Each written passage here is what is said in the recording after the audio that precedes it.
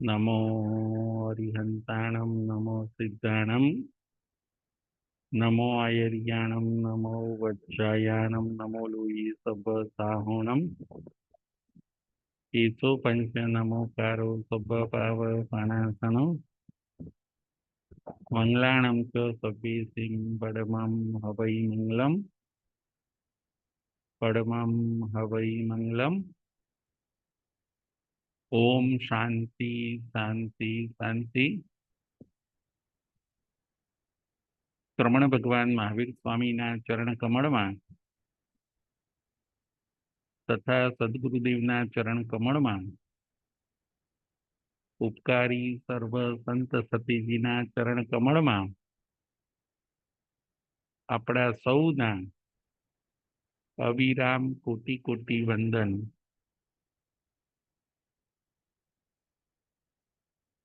જય જીનેન્દ્ર। તારીખ 3/6/24 વાંચણી નંબર 23 ધર્મકથાનું યોગ। આજની આપણી કથાનું નામ છે ભગવાન પાર્શ્વનાથના 10 ભવ। ભગવાન પાર્શ્વનાથના 10 ભવ એ આજની કથાનો વિષય છે। 23મા તીર્થંકર કલિકાલ કલ્પતરુ ભગવાન પાર્શ્વનાથ।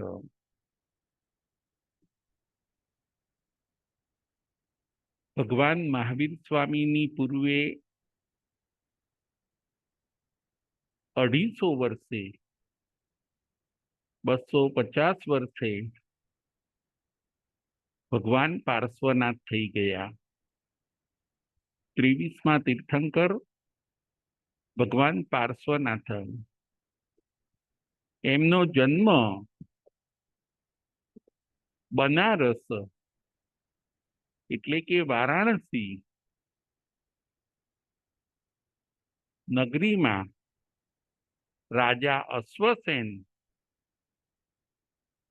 અને વામાદેવીના ત્યાં થયો। એ ભગવાન પાર્શ્વનાથે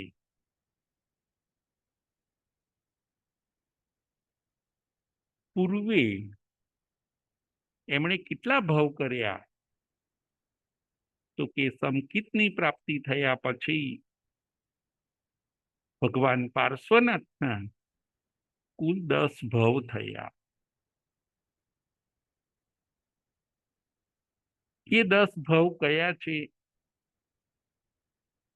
એ આપણે ક્રમસર જોઈશું। બે ભાઈઓની આ કહાની છે, બે સગા ભાઈઓની આ સ્ટોરી છે। એવો વેરાનુબંધ બંધાઈ જાય છે, એવું પરસ્પર વેર બંધાઈ જાય છે કે બંને ભાઈઓ એ 10 ભાવ સુધી સાથે રહે છે। પરંતુ જે કમઠ નામનો ભાઈ હોય છે એ ભગવાન પાર્શ્વનાથના જીવને તકલીફ આપે છે। બે ભાઈઓની કહાની 10 ભવ સુધી વેરાનુબંધ ચાલ્યો।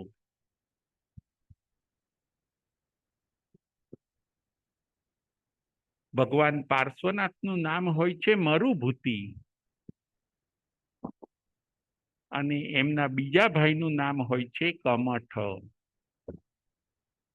આ કથા મરુભૂતિ અને કમઠની છે। મરુભૂતિ એટલે ભગવાન પાર્શ્વનાથનો જીવ અને કમઠ એમનો સગો ભાઈ। પરંતુ નિયતિમાં એવું લખાયેલું હોય છે કે બંને ભાઈઓ એક મોક્ષમાં જાય છે અને એક ભવ ભ્રમણ કરે છે.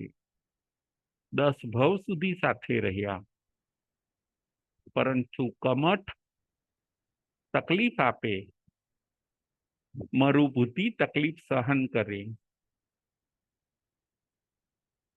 કમઠ હેરાન કરે, મરુભૂતિ શાંતિ રાખે. કમઠ પરિસહ ઉપસર્ગ આપે અને આ મરુભૂતિ ક્ષમા રાખે. બંને સગા ભાઈ મરુભૂતિ અને કમઠ 10 ભવ સુધી સાથે રહ્યા. મરુભૂતિએ પોતાના આત્માનું કલ્યાણ કરી લીધું, જ્યારે કમઠે પોતાનું ભવ ભ્રમણ વધારી. એ આપણને આ 10 ભવમાંથી જાણવા અને સમજવામાં મળે છે. ભગવાન પાર્શ્વનાથના 10 ભવ. આજની આપણી કથાનો વિષય છે ભગવાન પાર્શ્વનાથના 10 ભવ. 23મા તીર્થંકર કલિકાલ કલ્પતરુ ભગવાન પાર્શ્વનાથ. એમના 10 ભવ કયા કયા? એમનો ભાઈ જે કમઠ હોય છે એના પણ 10 ભવ કયા કયા? એના ઉપર આજે આપણે વિચાર કરવાનો છે. ભગવાન પાર્શ્વનાથના 10 ભવ. એમનો પહેલો ભવ છે મરુભૂતિનો. પહેલો ભવ મરુભૂતિનો. બીજો ભવ છે હાથીનો. બીજો ભવ હાથીનો. ત્રીજો ભવ છે 8મા દેવલોકનો. ત્રીજો ભવ 8મા દેવલોકનો. ચોથો ભવ છે કિરણ વેગ નામના રાજકુમાર. કિરણ વેગ નામના રાજકુમાર, વિદ્યાધર, એ એમનો ચોથો ભવ છે. 5મો ભવ છે 12મું દેવલોક. ભગવાન પાર્શ્વનાથનો 5મો ભવ છે 12મું દેવલોક. છઠ્ઠો ભવ છે વજ્રનાભ રાજાનો. છઠ્ઠો ભવ છે વજ્રનાભ રાજાનો. 7મો ભવ છે ગ્રેવયકનો. 7મો ભવ ગ્રેવયકનો. 8મો ભવ છે સુવર્ણબાહુ નામના ચક્રવર્તી.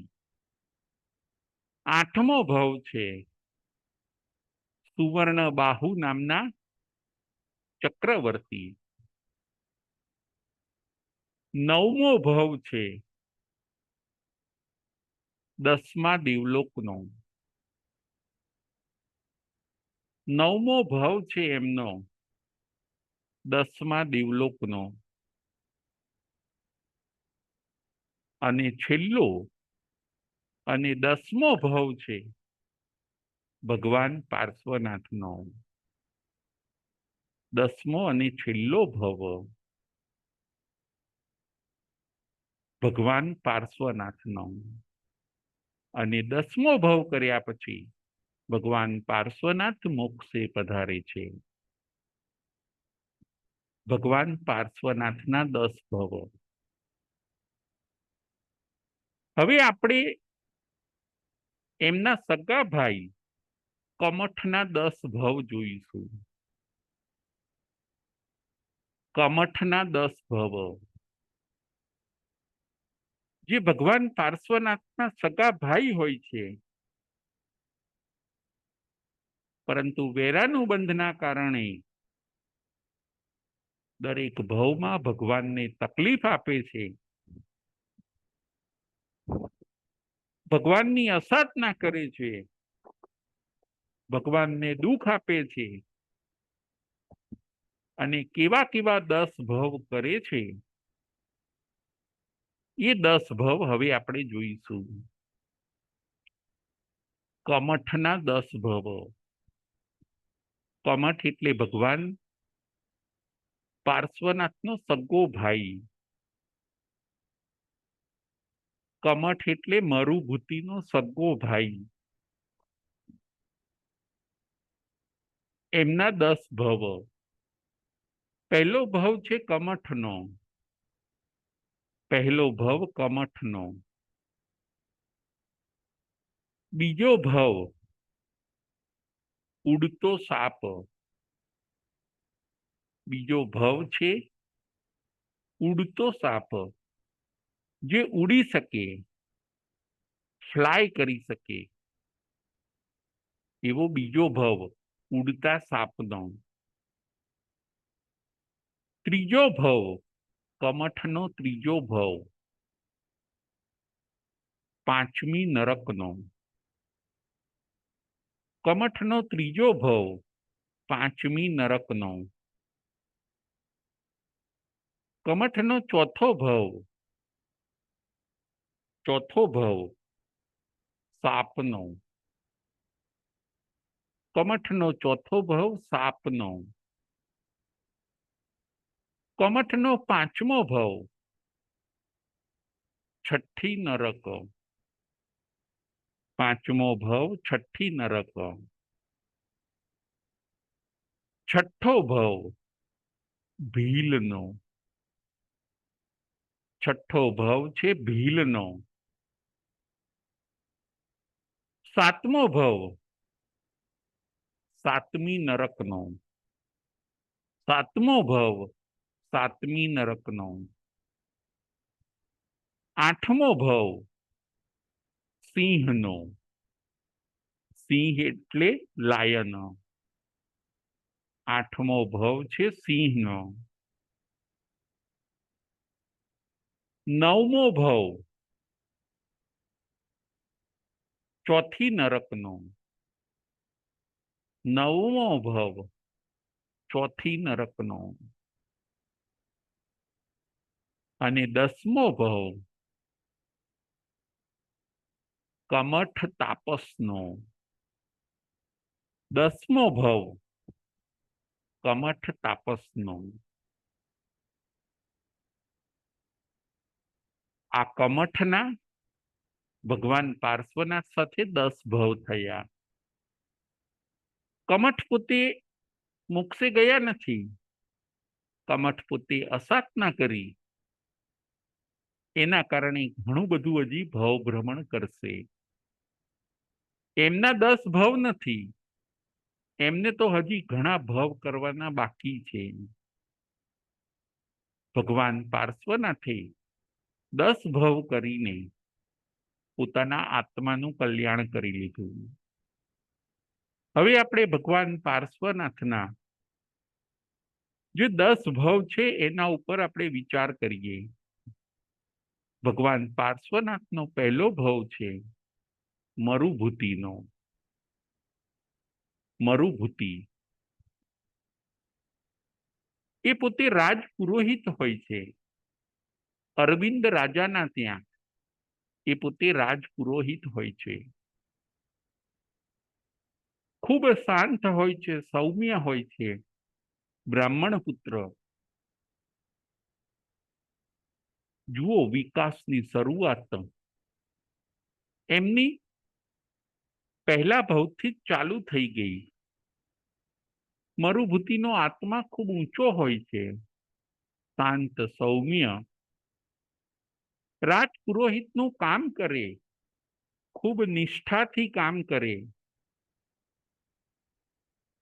અને એમનો સગો ભાઈ હોય છે કમઠ. આ કમઠ તોફાની હોય છે. આ કમઠ ઘણા ગુનાઓ કરે,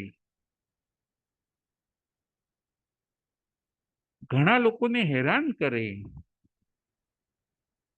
એનો સ્વભાવ ખૂબ ક્રોધી હોય છે, બીજાને રંજાડવામાં એને આનંદ આવે એવો આ કમઠ હોય છે. ઘણીવાર પ્રજાઓને તકલીફ કરે, પ્રજાઓની ફરિયાદ રાજા પાસે જતી, રાજા અરવિંદ મરુભૂતિને કહેતા કે તમારા ભાઈને સમજાવો. ધીરે ધીરે કમઠ મોટા મોટા ગુનાઓ કરવા લાગ્યો. ધીરે ધીરે એનામાં દુરાચાર વધવા લાગ્યો, ચોરી પણ કરે, મારામારી પણ કરે, પ્રજાને ત્રાસ આપે, હેરાન કરે, નારીઓના શીલ પણ જોખમમાં હતા. એવો આ કમઠ હવે ધીરે ધીરે દુરાચારમાં ખૂબ આગળ વધી ગયો, દુરાચારમાં ખૂબ પ્રવીણ. રાજા અરવિંદ એને ઠપકો આપે, બોલાવે, સમજાવે, પરંતુ એ પાછો હતો ત્યાંનો ત્યાં જ. મરુભૂતિ પણ પોતાના ભાઈ કમઠને સમજાવે. આ કમઠને એમ હોય છે કે હું ગમે તેટલો ગુનો કરું છતાં મારો ભાઈ મરુભૂતિ રાજપુરોહિત છે, એમની લાગવગથી હું છૂટી જઉં એટલે એ પોતે નિશ્ચિંત હોય છે. ગુનાઓ કરતા એને ડર લાગતો નથી કે મારો ભાઈ મરુભૂતિ રાજપુરોહિત છે, એટલે મને એ બચાવી લેશે. હું ગમે તેવા ગુના કરીશ પરંતુ એ મને બચાવશે. પરંતુ આ બાજુ મરુભૂતિ પોતાના ભાઈ કમઠને સમજાવે છે કે હે ભાઈ, આપણે દુરાચાર કરાય નહીં, ચોરી કરાય નહીં, કોઈને રંજાડાય નહીં. પરંતુ કમઠ હવે આ માને એવું ન હતો. રાજાએ મૃત્યુદંડ કરવાનું વિચાર્યું, પરંતુ બ્રાહ્મણને મૃત્યુદંડ કરાય નહીં,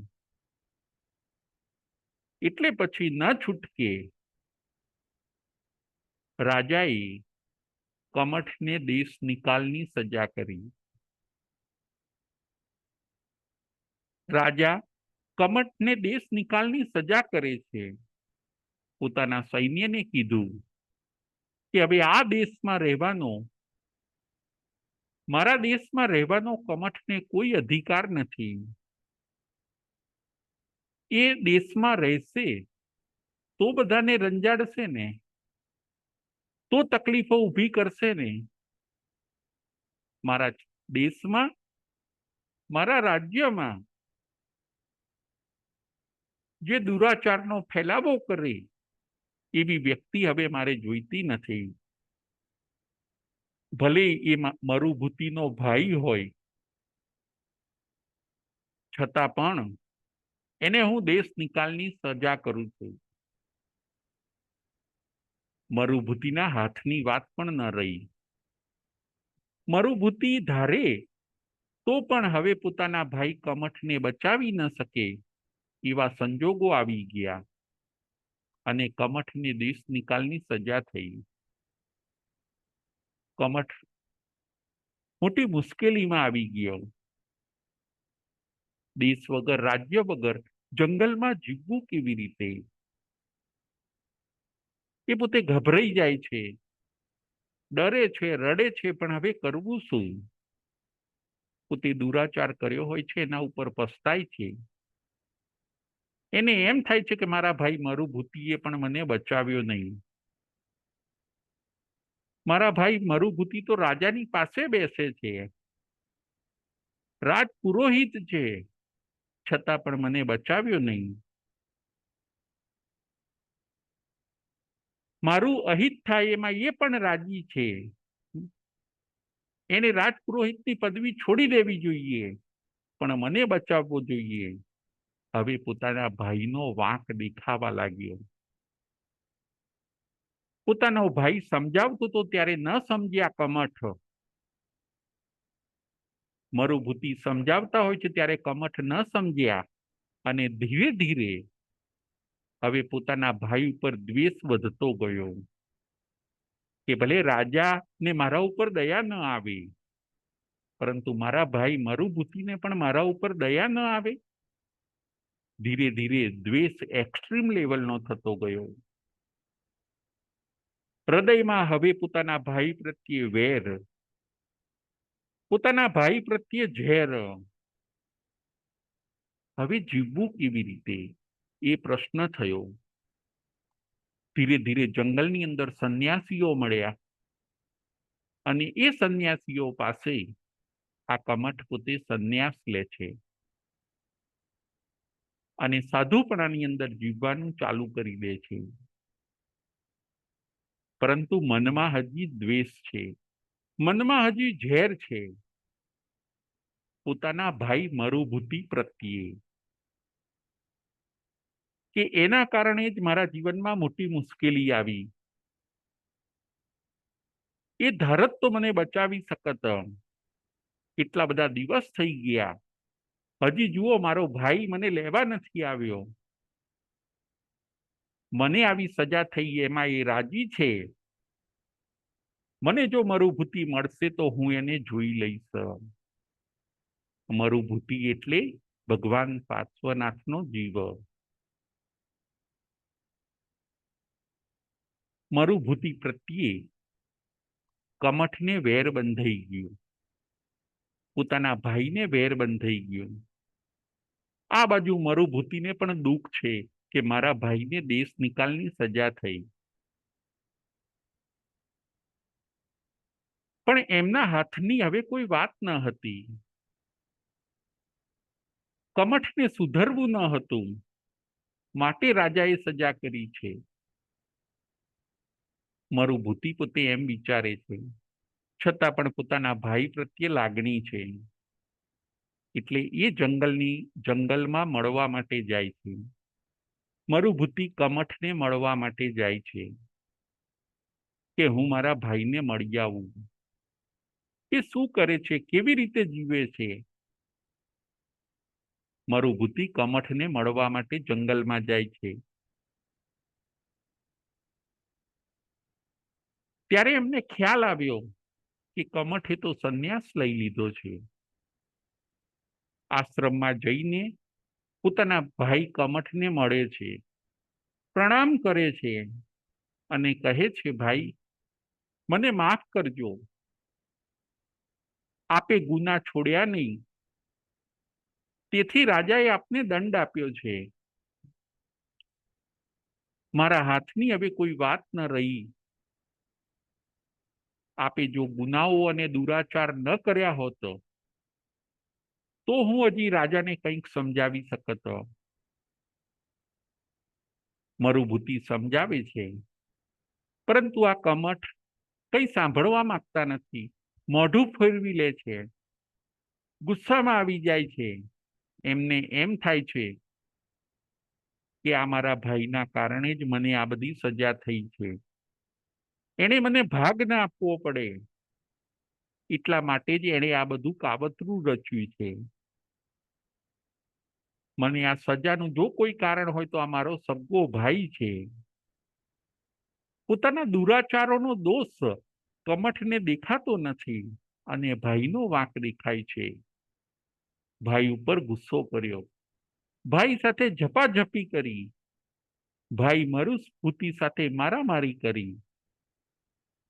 કમઠે, અને એવું શાસ્ત્રકાર કહે છે કે ગુસ્સામાં ને ગુસ્સામાં પોતાના ભાઈ મરુભૂતિને એક પથ્થર મારે છે માથાની અંદર,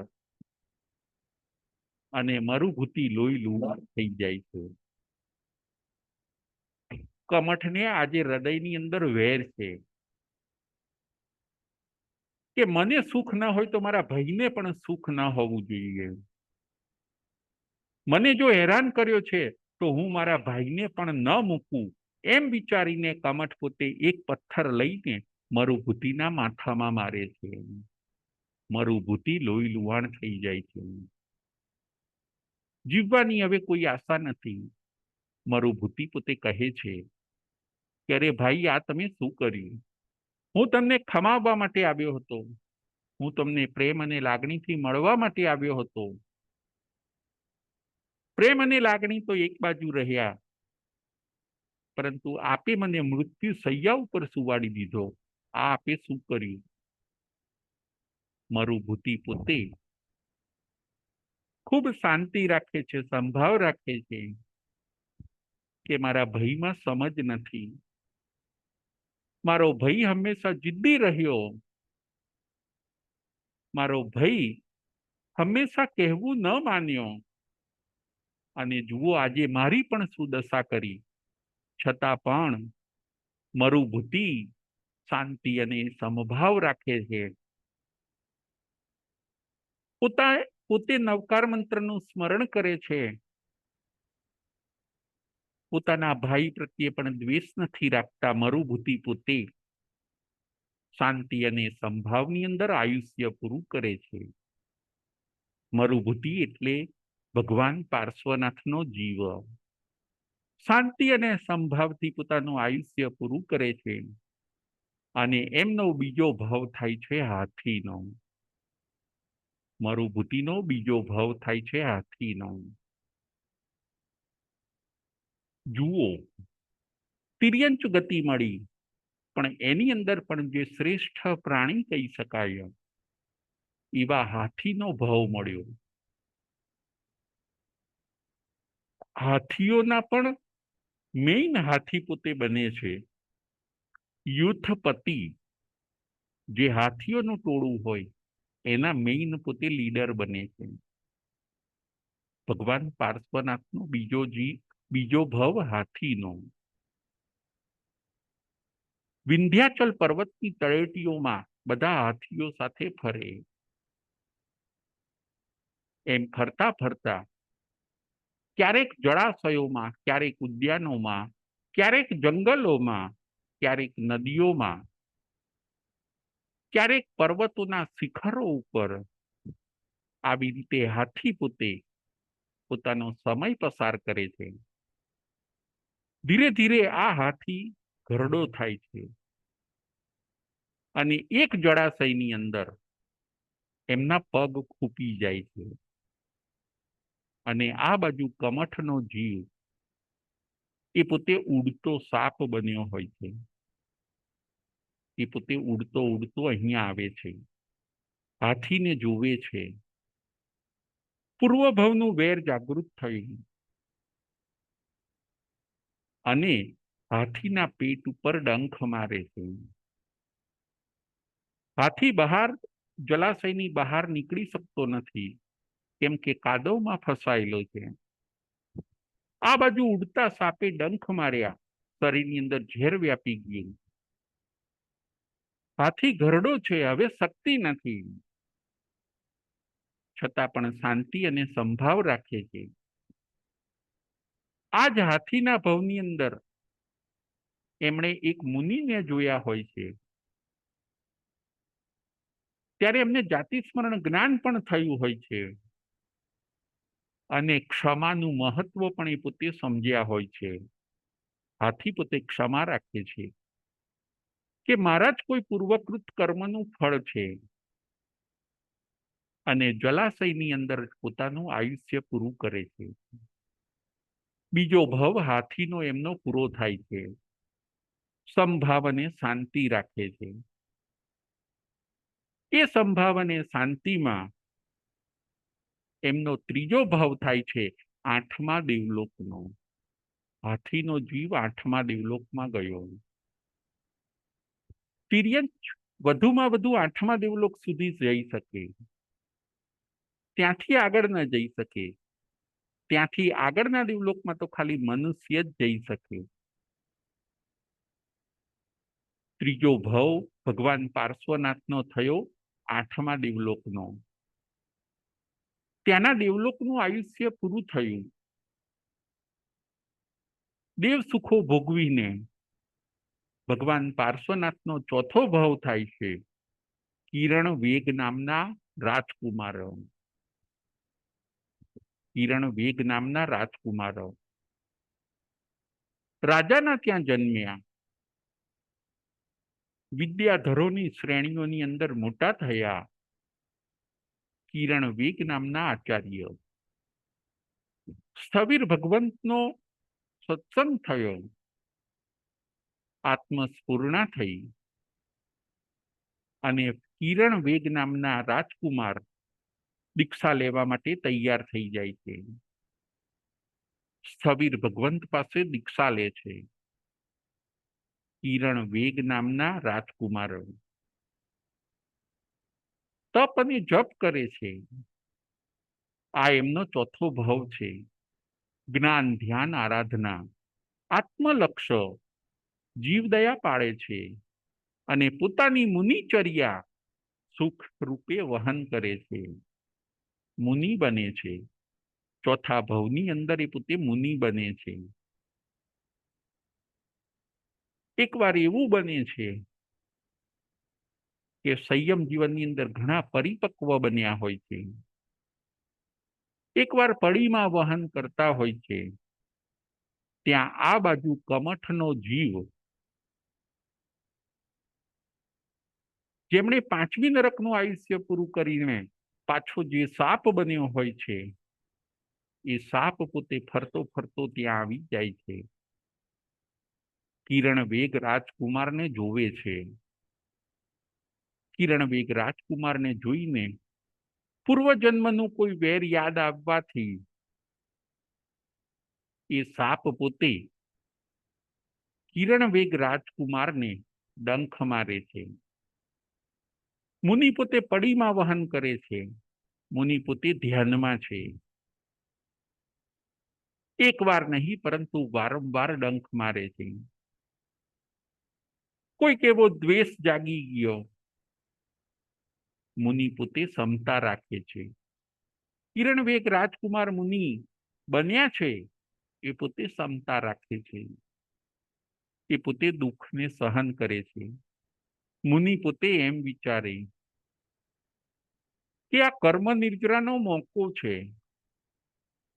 જે કર્મ મારે તપ કરીને નષ્ટ કરવાના હતા, એ કર્મને નષ્ટ કરવામાં આજે આ સર્પ મને સહાય કરે છે. કિરણ વેગ મુનિ પોતે બધું સબળું લે છે. કારણ કે મુનિની એ ખાસિયત હોય છે કે મુનિને દેહ ઉપર નજર નથી હોતી, મુનિને આત્મા ઉપર નજર હોય છે. મુનિ નિમિત્તને નિર્દોષ માને છે. એ નિમિત્તનો વાંક કાઢતા નથી. બસ એવી જ રીતે આ કિરણ વેગ પોતે પણ સર્પનો વાંક કાઢતા નથી કે મારા નસીબમાં આ જ હતું. જ્ઞાનીના જ્ઞાનમાં આ જ જોયું હતું એટલે થયું છે. નિમિત્ત તો નિર્દોષ છે. એ સર્પ પ્રત્યે પણ દ્વેષ કરતા નથી અને સંભાવમાં રહે છે. આલોવી પડી કમી નિંદી નિસલ્ય થઈને કિરણ વેગ મુનિ પોતે દેહનો ત્યાગ કરે છે અને 5મા ભાવની અંદર પોતે 12મા દેવલોકમાં જાય છે. 12મું દેવલોક, વૈમાનિક દેવલોકમાં જે 12મું દેવલોક છે, ત્યાંના એ પોતે મહર્ધિક દેવ બને છે. બહુ મોટા દેવ બને છે. જુઓ શાંતિ, સમભાવ. જેટલા ભાવ સારા એટલું ઊંચું દેવલોક, જેટલા ભાવ સારા એટલું ઊંચું દેવલોક, અને જેટલા ભાવ ખરાબ એટલું જીવનું અધઃપતન. જો ભાવ અશુભ હોય છે તો આપણને નરક મળે છે. ભાવ જો શુભ હોય તો આપણને સ્વર્ગ મળે છે. આપણા ભાવ કેવા છે, આપણા ભાવને આપણે ચકાસીએ. ગુડ, બેટર કે બેસ્ટ? આપણા ભાવ બેડ છે, ગુડ છે, બેટર છે કે બેસ્ટ છે? આપણા ભાવ કેવા છે? આપણા ભાવ સ્વાર્થી છે કે પરોપકારી છે? આપણા ભાવ દ્વેષના છે કે ક્ષમાના છે? આપણા ભાવ મિત્રતાના છે કે દુશ્મનના છે? એ આપણે તપાસવાનું છે. જો મિત્રતાના ભાવ હશે, જો ક્ષમાના ભાવ હશે, પરોપકારના ભાવ હશે, તો આપણને ઊંચા ઊંચા દેવલોક મળે છે. તો આપણે સદગતિમાં જઈએ છીએ. અને જો અશુભ ભાવ હોય તો દુર્ગતિમાં જાય છે. ભગવાન પાર્શ્વનાથનો આત્મા સદગતિમાં જાય છે. મરુભૂતિનો આત્મા સદગતિઓમાં જાય છે. અને એમના જ ભાઈ આ કમઠનો આત્મા દુર્ગતિઓમાં જાય છે. સાચા ભાવ લાવીએ, રિયલ ભાવ લાવીએ, કોઈને દુઃખ ન પહોંચાડીએ, કોઈની અસાધના ન કરીએ, કોઈને તકલીફ ના આપીએ, દરેકને સુખ અને જો સાતા આપીશું તો આપણો આત્મા નિહાલ થઈ જશે. દરેકને જો સુખ અને સાતા આપીશું તો આપણે પણ આપણું આત્માનું કલ્યાણ ચોક્કસ કરી શકીશું. આ બધા દ્રષ્ટાંતોનો સાર એ છે કે તમે ક્યારેય વેર ઝેરની અંદર પડો નહીં. તમે ક્ષમા રાખો. તમે કોઈનું બુરું ઈચ્છો નહીં. તમે દરેકનું ભલું ઈચ્છો. આવો ઘણો બધો મેસેજ આપણને શાસ્ત્રકારો શાસ્ત્રમાં આપે છે. 12મા દેવલોકના દેવ બને છે. મરુભૂતિનો આત્મા 12મા દેવલોકનો દેવ બને છે. દેવ સુખોને ભોગવ્યા પછી સંકિતને પોતે નિર્મળ રાખે.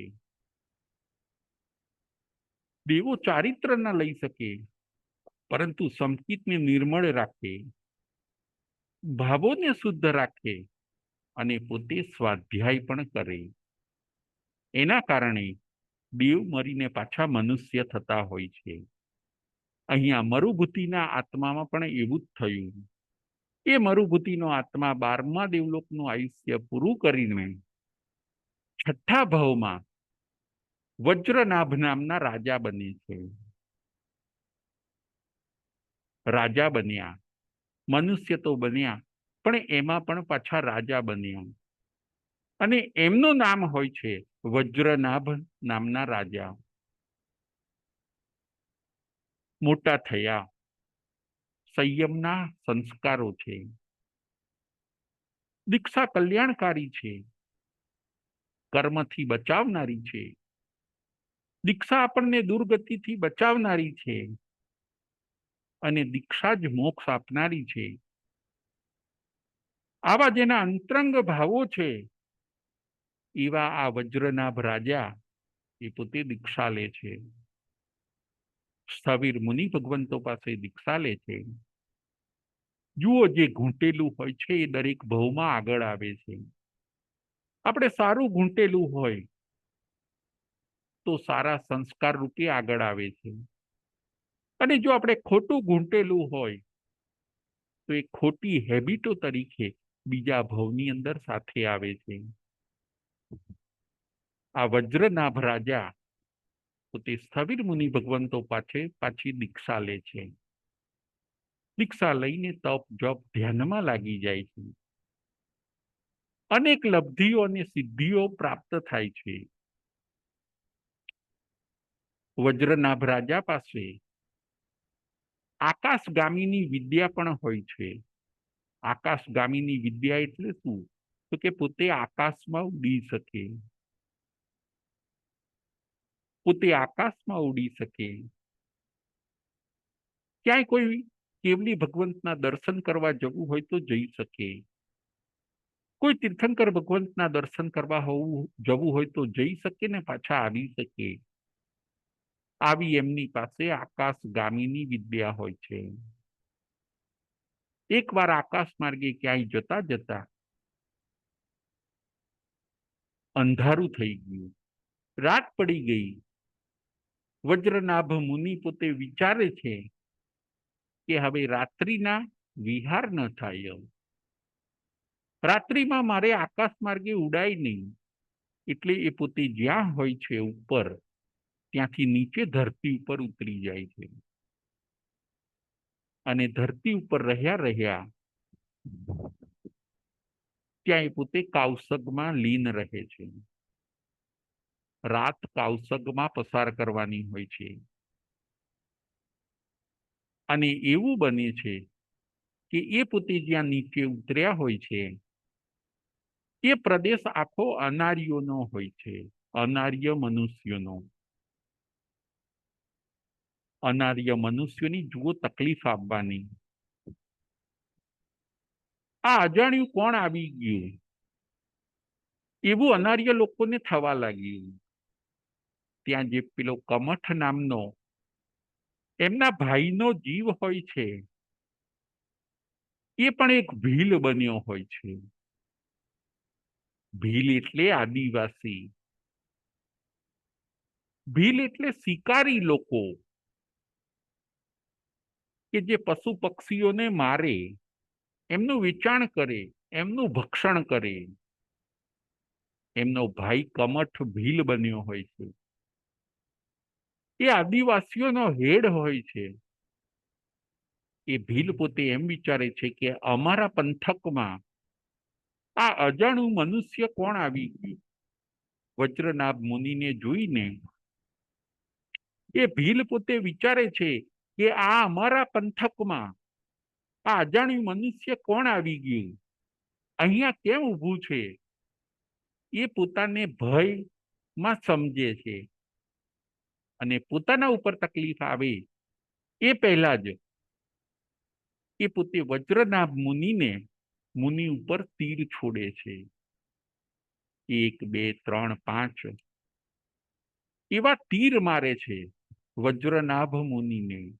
એ ભીલ પોતે આ બાજુ વજ્રનાભ મુનિ પાછા સંભાવ રાખે છે. मुनि पोते परिसहो थी पीछे हट न करे, मरना मंजूर है लेकिन दोष लगाना मंजूर नहीं है. मुनि ने शरीर नो राग न होय, मुनि ने जीवવાનો मोह न होय. एमने तो प्रतिज्ञा प्रिय होय, एमने तो પોતાનું સાધુ જીવન સચવાય એ વધારે પ્રિય હોય. સાધુપણું ચૂકી જવાય એવું એમને ગમે નહીં. વજ્રનાભ મુનિ ઉપર તીરોની વર્ષા કરી. એ ભીલે વજ્રનાભ મુનિ ઉપર તીરોની વર્ષા કરી. તીર એટલે બાણ, એરો. પરંતુ આ મુનિ જે દેહાતીત દશાને વરેલા છે, ઊંચી દશાને પામેલા છે, એવા સાધકાત્મા વજ્રનાભ મુનિ પોતે શાંતિ અને સંભાવ રાખે છે. દેહ મરે છે, હું નથી મરતો, અજર અમર પદ મારું. આ તો જે થાય છે એ દેહને થાય છે, હું તો આત્મા છું, હું અવિનાશી છું. તકલીફ તો આવે અને જાય. તકલીફ આવે છે તો અનંતી કર્મ નિદ્રા કરાવે છે. તકલીફને મુનિ લોકો તકલીફ ગણતા નથી. એ લોકો આફતને અવસર સમજે છે. મુનિ લોકો આફતને અવસર સમજે છે. મુનિ લોકો મુશ્કેલીને મહોત્સવ સમજે છે. કર્મ નિદ્રાનું કારણ સમજે છે. ખૂબ શાંતિ અને સંભાવ રાખે છે અને ત્યાંથી કાળધર્મ પામીને એ વજ્રનાભ મુનિનો આત્મા ગ્રેવયકમાં ઉત્પન્ન થાય છે. 7મો ભવ એમનો ગ્રેવયકનો, મરુભૂતિનો 7મો ભવ ગ્રેવયકનો. નવ ગ્રેવે એક છે, ભદ્દે સુજાએ શું માણસે, પિય દંસણે સુદંસણે આ મોહે શું પડી બધે, અને જસોધરે. ગ્રેવે એકમાં ઉત્પન્ન થાય છે, બહુ ઊંચા વિમાનોમાં ઉત્પન્ન થાય છે, કારણ કે અહીંયા એમની નીચે સાધક દશા બહુ ઊંચી હોય છે. ગ્રેવે એકનું આયુષ્ય પૂરું કરીને મરુભૂતિનો આત્મા એટલે કે ભગવાન પાર્શ્વનાથનો આત્મા, જે ભગવાન પાર્શ્વનાથ બનવાનો છે, એ આત્મા ગ્રેવે એકનો ભાવ કરીને 8મા ભાવની અંદર સુબાહુ કુમાર નામના સુવર્ણ બાહુ કુમાર નામના ચક્રવર્તી બને છે. સુવર્ણ બાહુ ચક્રવર્તી. એમની માતાને 14 સ્વપ્ન આવ્યા. ચક્રવર્તી એટલે તીર્થંકર પછી જો કોઈ પદવી હોય તો એ છે ચક્રવર્તીની. ચક્રવર્તી એટલે 6 ખંડના અધિપતિ. ચક્રવર્તી એટલે ઊંચામાં ઊંચું જેનું પુણ્ય છે એનાથી ઉપર કોઈ રાજા ન હોઈ શકે એવી જો કોઈ પદવી હોય તો એ છે ચક્રવર્તીની. એ પોતે ચક્રવર્તી બને છે. જુઓ સંયમનું ફળ. સંયમ, શુભ ભાવ, સર્વવીરતિ, સાબદ્ય યોગોનો ત્યાગ, બસ આ બધી વસ્તુ જ ખૂબ જરૂરી છે.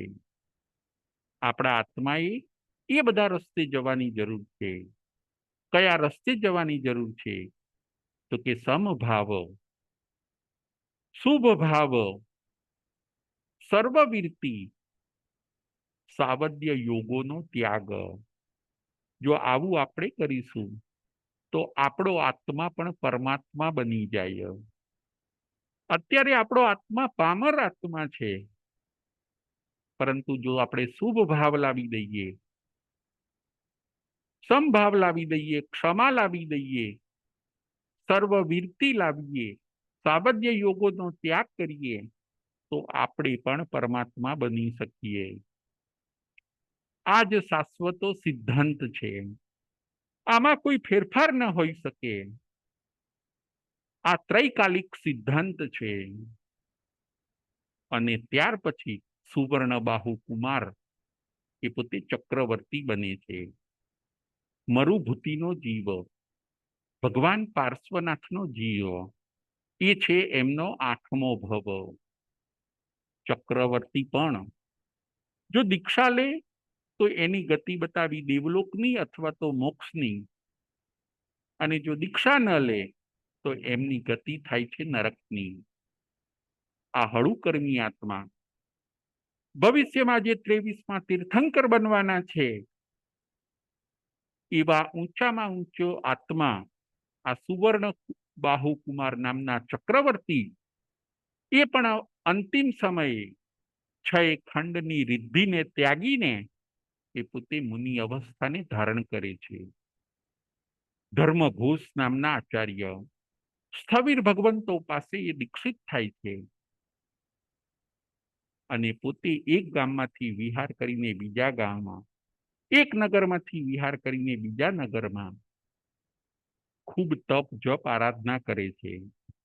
એ જ ભવની અંદર તીર્થંકર નામ કર્મ નિકાચિત કરે છે. હવે ત્રીજા ભવની અંદર એ પોતે તીર્થંકર બનશે. સુવર્ણબાહુ ચક્રવર્તી તીર્થંકર નામ કર્મ નિકાચિત કરે છે. એ એમનો ભવ છે 8મો. હજી પણ તકલીફ આવવાની હોય છે. પોતાનો ભાઈ હજી પણ તકલીફ કરવાનો હોય છે. આ બાજુ પોતાનો ભાઈ જે કમઠ હોય છે એ પોતે સિંહ બન્યો હોય છે. સિંહ એટલે કે લાયન. સુવર્ણબાહુ ચક્રવર્તી મુનિ અવસ્થામાં વિહાર કરતા કરતા એ પોતે કોઈક અટવીની અંદર જાય છે. કોઈ જંગલની અંદર, કોઈ અટવીની અંદર ધ્યાન સાધનામાં છે. અને એવું બને છે કે એમનો ભાઈ પોતે કમઠ જે સિંહ બનેલો છે એ પણ એ જ અટવીમાં છે. જો કર્મ ભેગા કરી આપે છે. નિયતિને આ જ મંજૂર છે. સિંહ પાછો ભૂખ્યો હોય છે. આ બાજુ મુનિને ધ્યાનમાં ઉભેલા જોવે છે. સુવર્ણબાહુ ચક્રવર્તી જે દીક્ષિત થયેલા છે, એમને ધ્યાનમાં ઉભેલા જોઈને આ સિંહ પોતે તરાપ મારે છે. સિંહ પોતે ભૂખ્યો છે. મુનિ ઉપર મોટી આફત આવી. સુવર્ણબાહુ કુમાર ચક્રવર્તી પર મોટી મુસીબત આવી ગઈ. સિંહના પંજામાંથી હવે બચવું મુશ્કેલ છે. તો પણ પરિસહનો સ્વીકાર, કોઈ પરિસહનો પ્રતિકાર નહીં, પરિસહનો સહર્ષ સ્વીકાર. સંથારો આલોપી પડીકમી નિર્નિસલ થઈને દેહ ઉપરની મૂર્છા અને મોહને ઓસરાવીને ચારે આહારનો ત્યાગ કરીને નવકાર મહામંત્રનું શરણું ગણતા ગણતા આ સુવર્ણ બાહુ ચક્રવર્તી એ પોતે દેહનો ત્યાગ કરે છે. સિંહનો ઉપસર્ગ આવ્યો અને ત્યાંથી કાળધર્મ પામીને એ પોતે 9મા ભવની અંદર 10મા દેવલોકમાં જાય છે. 9મો ભવ છે એમનો 10મા દેવલોકનો, 10મું દેવલોક. ત્યાં એ પોતે મહર્ધિક દેવ બને છે. દેવના સુખો ભોગવે છે 9મા ભવની અંદર. અને એ 9મા ભવમાંથી નીકળીને એ પોતે 10મા ભવની અંદર ભગવાન પાર્શ્વનાથ બને છે. 10મો ભવ એમનો ભગવાન પાર્શ્વનાથનો.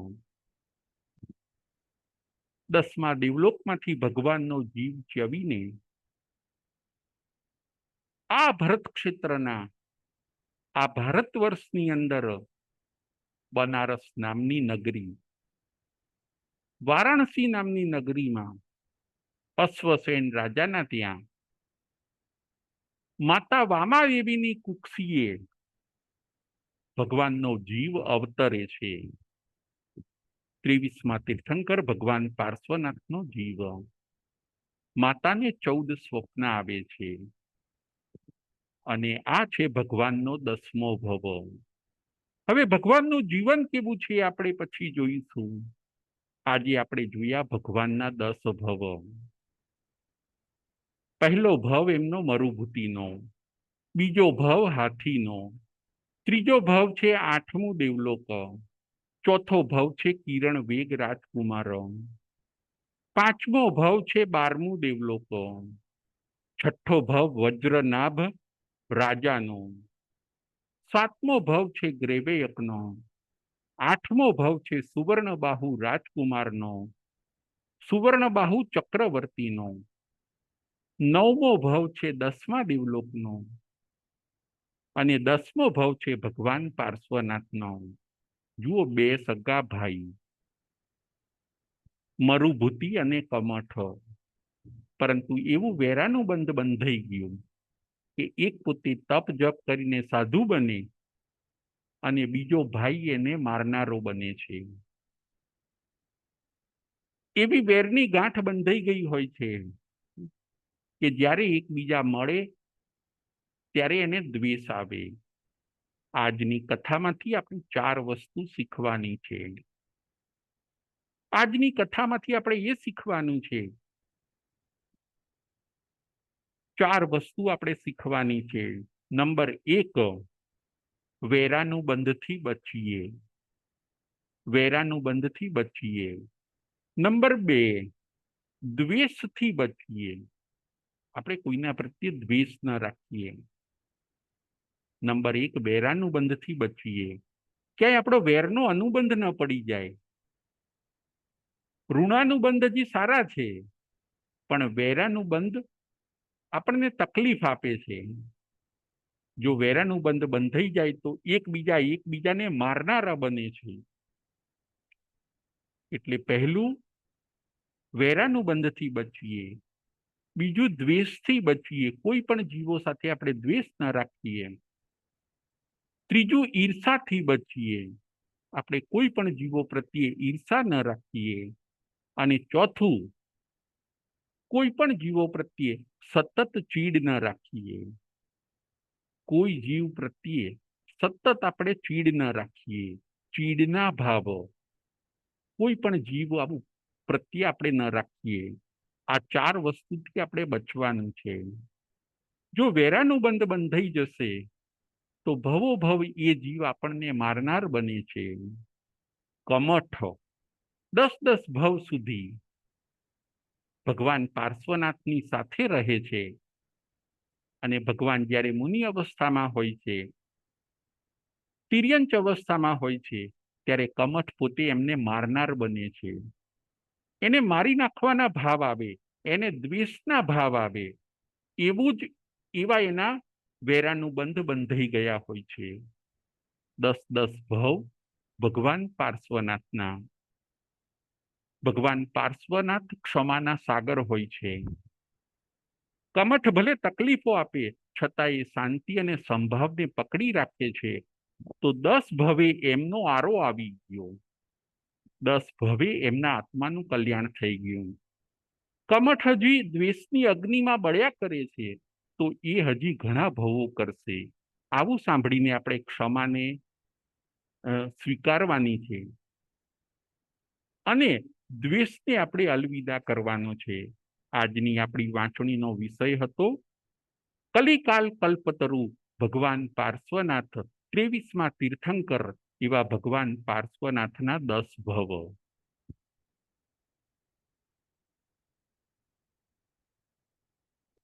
પ્રશ્નોત્તરી.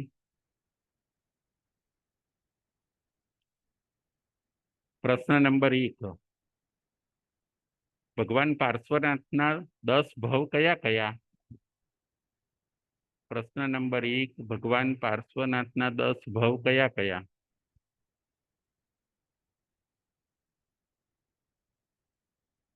કલ્પનાબેન.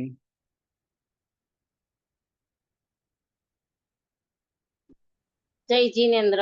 જય જીનેન્દ્ર.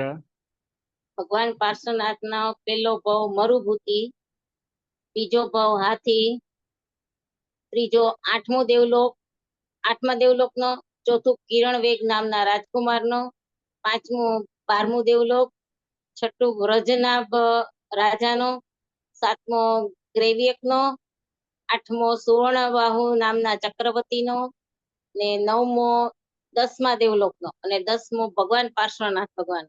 બહુ સરસ, બહુ સરસ, થેન્ક યુ. હવે એમના ભાઈ કમઠના 10 ભવ કયા કયા? એમના ભાઈ કમઠના 10 ભવ. એમના ભાઈ કમઠના 10 ભવ. પ્રદીપભાઈ. પ્રદીપભાઈ મહેતા. જય જીનેન્દ્ર. જય જીનેન્દ્ર. પહેલો ભવ કમઠનો જ છે, બીજો ભવ ઉડતો સાપ, ત્રીજો ભવ 5મી નરકનો, ચોથો ભવ પાછો સાપનો, 5મો ભવ 6ઠ્ઠી નરકનો, 6ઠ્ઠો ભવ ભીલનો, 7મો ભવ 7મી નરકનો, 8મો ભવ સિંહનો, 9મો ભવ ચોથી નરકનો, અને 10મો ભવ કામઠ તાપસ તરીકે. બહુ સરસ, બહુ સરસ, થેન્ક યુ. હવે છેલ્લો પ્રશ્ન. આ કથા ઉપરથી આપણે 4 બાબત કઈ ધ્યાનમાં રાખવાની છે? આ કથા ઉપરથી આપણે 4 બાબત કઈ ધ્યાનમાં રાખવાની છે?